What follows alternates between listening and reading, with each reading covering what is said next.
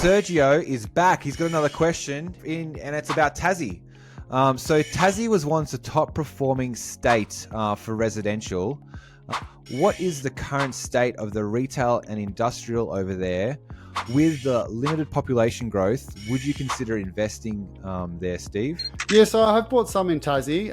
Tassie's quite regional, so even though it's a capital city, it's not a major capital city. Like I did a camper van trip a couple of years ago around there, just post-COVID, effectively, where we drove around, and even Hobart, like you drive for 15 minutes and you are out of the city. It is quite a regional area. Even though it's dropped slightly in value, the net result's still quite strong for Tassie.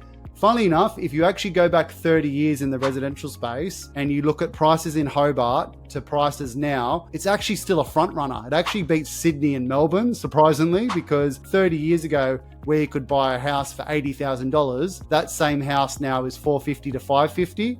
Whereas Sydney, for instance, you have to spend $280,000 and the average house price is 1.1 at the moment. So percentage-wise, you can still do all right. To answer your question, industrial vacancy rates are really tight, but because there's a lack of stock. However, there's a lot of space for them to build new industrial. So if you are going to buy there, you need to look at what's coming up in the region that you're buying. Retail is the same as everywhere. It's got to do with foot traffic, road traffic, what you're buying.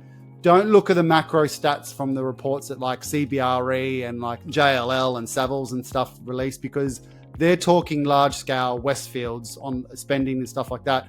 If you're buying a local, like everyday investor type one, that's got to do with the community that you're buying in. Look at the population growth, look at the foot traffic, but there's still some opportunities there. The reason I haven't bought as much now in the last 5 years as like previously is basically the yields have come down quite a lot. It's actually quite hard to get anything with a 6% in front of it down there. You're normally buying around that kind of 4.5% to 5%. So I personally think at the moment there's some better opportunities, but again, case by case, I'm buying a lot in the regional areas of Tassie. Bought like a big warehouse in Devonport for a couple mil where we've got a huge site on a 10-year lease. So you can get some X factor stuff like that at good value.